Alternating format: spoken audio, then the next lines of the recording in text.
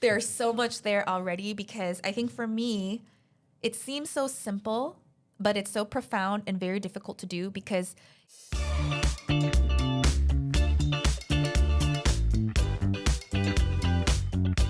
Oh, yeah.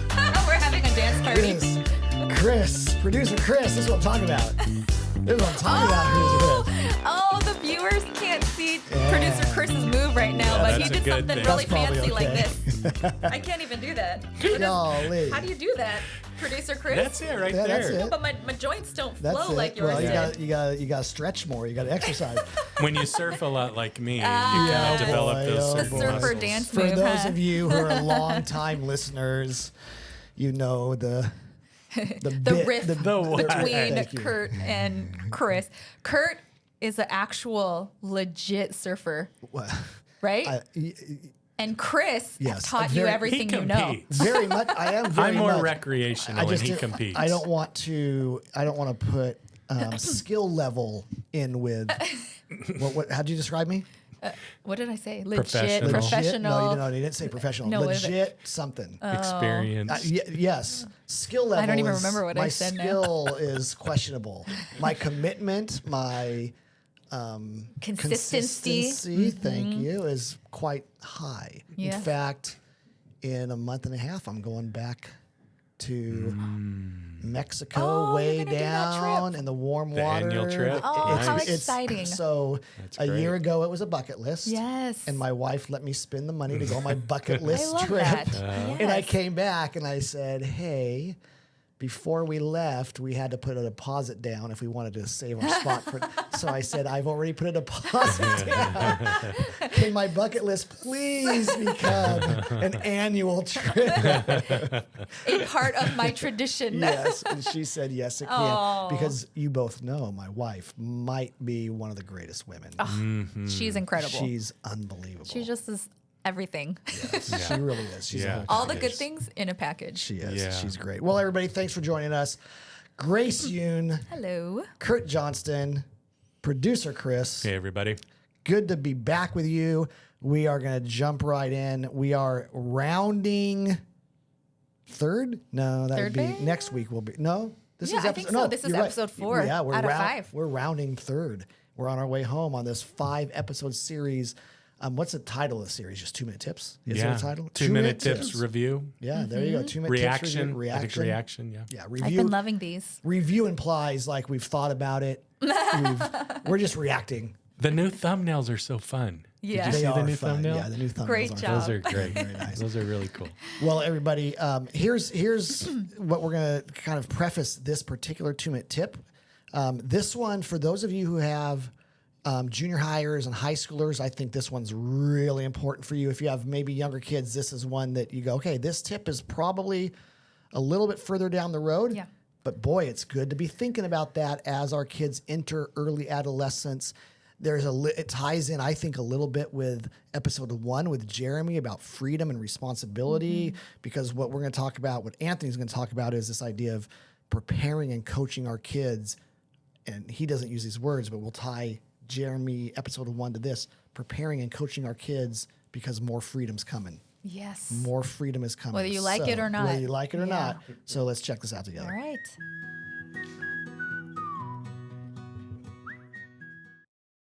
Hi, my name is Anthony. I'm a parent, and this is my 2-minute tip.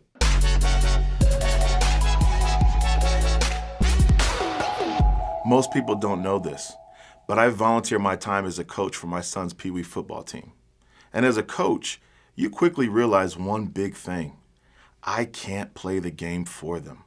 It doesn't matter how much effort I want to give or how bad I want to win, I can't play for them. All I can do is prepare them for the game in practice to my best ability, but at some point, I must let them play. This is parenting. If you think about it, this is what we do as parents. As parents, we can only do so much to prepare our kids for life, but we can't live their life for them. We can't control their actions. We can't control their decisions. And unfortunately, we can't protect them from life's pains and hurts. All we can do is prepare them for it. Proverbs 22:6 says this, "Teach your children right from wrong, and when they are grown, they will still do what's right." Notice, it doesn't say tell them what to do. It says teach them to become better decision makers. As parents, you're either teaching your kids to do what you say, which, let's be honest, it's the easy way out of parenting. But when you tell them what to do, you're doing the thinking for them. Besides, what happens when you're no longer there and they must make the decision for themselves? But if you teach them to become better decision makers, teach them a biblical definition of integrity, of character, of patience, and of love, then you're better preparing them for what's ahead. So here's my tip. You can either tell your children what to do, or you can teach them to become better decision makers. Because after all, we cannot play the game for them.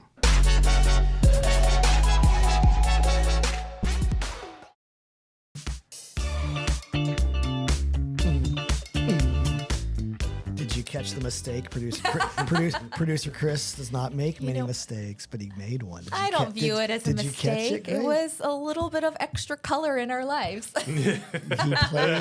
He played the wrong song. It's making leading sure into the you're paying tip. attention. Well, I'm always. It was paying, a pop quiz I'm always paying attention. to the That's music. that's part of the problem. I'm paying way for a guy who comes across and has a reputation of being super laid back and no bad days and Kurt's so You pay attention to these details. Yeah.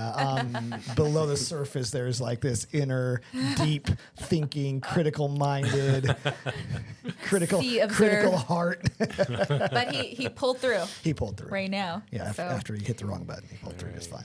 It's a dark blue and a light blue. And Yeah. And how can There's a you? lot of buttons over there. You know what, Grace? In his defense, It's a lot of buttons. it's quite. There's There's a like lot of 4 dials, There's 4 buttons, buttons. It's like quite a few. levers. Go with it, Chris. Go plugs. with it. Though. We're giving you the benefit of the doubt. 4 is a lot in some circles. It's between 3 For simple-minded and producers. 3,000. It's somewhere between. There's somewhere between 3,000 and 4,000. 3,000 buttons No, there. The way no. it works is 3 you and have to go. 4,000. Yeah, the number Oh, above. 3 and 4. 4,000. Oh, I Yeah, see. I yeah, see. yeah. okay. They were like, 3,000 and 4,000. You know, it's like, Okay. no, 3. Parents need to watch previous episodes to understand what Episode 2. we are talking I about. believe. Episode 2. Episode 2 All of right. this series. Okay, everybody. Alrighty. Well, that was a great. Have we watched the video yet? Yes, Yes. we have. Thank you. We Okay. have. Yeah, we just watched. Just It was, and Anthony really good. never fails. never fails. He is so good at Yes. just delivering his points in such Yep. a emphatic way Yep. that just cuts through the Yeah. noise. Anthony is the parent of 2 older teenagers, a senior in high school and a junior in high school. He used to be our men's ministry pastor. Now he's a senior pastor up at a church in Long Beach. And like the video said, he's a football coach. And I loved the analogy. I'm not sure if So there is a good. better analogy. In fact, that analogy is so strong or so accurate that we use that language of coach. If you'll go back and watch the series before the series that we're currently in, we dedicated the whole series of episodes to unpacking our on-purpose parent strategy and the roles we play as parents and the different goals. And one of the roles for your high schooler, when your kid's in high school, really we would say your primary role is that of a coach. And Anthony, in 2 minutes, did a great job of kind of unpacking why that should be the case. Yeah, so powerful. And I think the phrase that he said, I think it was at the beginning, at the end, that just keeps resonating. And if you just don't, if you don't remember anything else, but you just hold on to that phrase, I think that will already help guide us as parents of maybe older kids or teenagers or preteens, is that you can't play the game for them. Yeah. Just when he first started off with that, I was like, oh, Yeah.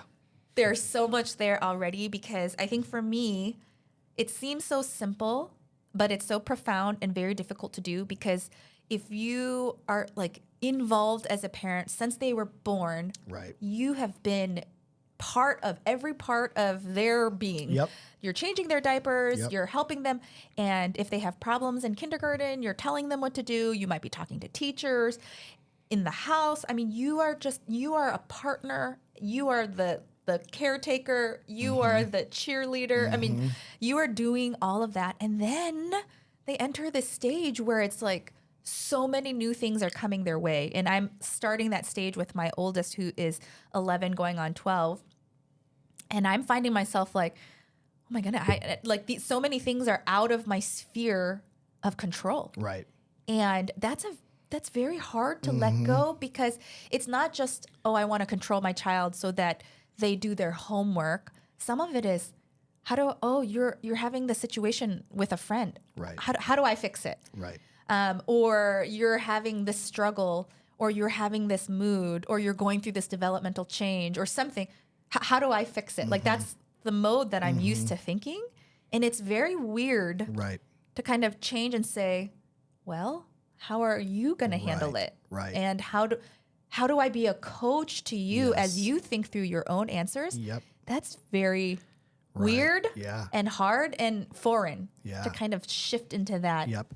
different phase. One of my really good friends, his wife, he's a pastor, and his wife is I don't know if she's a psychologist or psychiatrist, but she focuses on adolescence primarily and helping parents navigate adolescence. And she is of the opinion, maybe it's fact-based, it's probably fact-based, but that one of the most important skills we can teach our children for their long-term success in society. So if you take away the spiritual side of it, as believers in Jesus, that's hard for us to do, but she would say, just if you want to make it universal, resiliency. Helping your kids develop the art and skill of resiliency, bouncing back after setback, navigating hard times, being a resilient human being. That's the most important skill you can teach your kids. And she would say one of the best ways you teach resiliency is you have to, as a parent, at the appropriate time, begin to take your foot off the I'm protecting you gas. I'm advocating for you. Resiliency is, you know what? I'm not calling your teacher to ask why, for her to explain the logic behind the bad grade. I'm telling you, if it matters that much, you need to go talk to your teacher and advocate for yourself and speak up on your own behalf and learn how to navigate, because that resiliency, right? And so you coaching, you can do that as a coach, but if you are still in the I'm in the trenches, nothing bad's going to happen to my kid.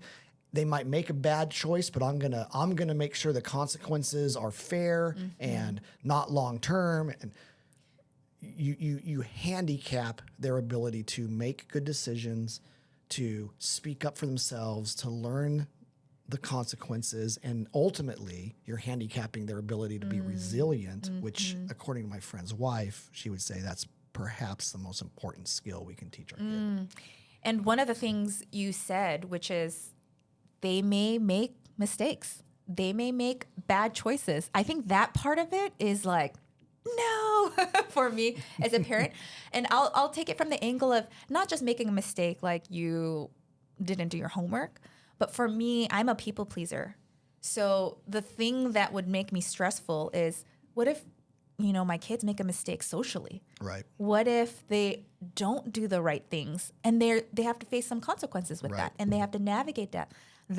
That's the part where it's like, the reaction is to want to control your kid, to learn all the lessons that you've learned growing up, Protect and them from already that. act Right. the way you would act. Right. Now that you're in your 40s. Yep. And the thing is that's hard about this coaching thing is they're going to make mistakes. They're going to make maybe wrong. They're going to not be the good friends sometimes. Right. They're going to maybe stumble here and there. And how do you coach them through that where you're not just dictating some kind of control that you really don't have anyway? And at the same time, keep the connection between your child who's going through these phases enough that they confide in you and talk to you, where you can have that voice of influence while letting them still figure that out. I mean, that is so tough. And one of the fears we have as parents, and I get it, my kids are now raised, and I still have this fear for them. Okay. Right? Is that don't make a decision that's going to blow up your life. Don't make a decision that's going to self-destruct. And what I think I've learned over the years is there's very few decisions that ultimately blow up your life, that cause true self-destruction. I mean, you, as a parent, you go, okay, what are some of the worst decisions my kid could make? Yep, those are scary. Those have consequences. Those are unfortunate. Those can veer us off the path. But do they blow up your life? Probably not. If you're in a loving family, right? You've learned resiliency along the way. You understand God's grace and his forgiveness. The fear of, I can't let my teenager make a decision that's good. I would suggest that most decisions don't blow them up. And the lessons learned and all of that from making the decision to not do homework and get an F in a class that then doesn't even get them into the college that they're hoping to get into. Now they got to go to community college for an extra year before they can get into school. Oh my goodness, how terrible. Really? Maybe it's in the grand scheme of things, maybe that's not so terrible as the benefit of the freedom to have made that decision. What did you learn from that? Look at the natural consequences of that.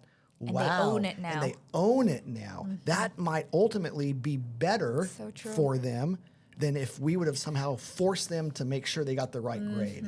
Yeah. Just something to think about. Yeah.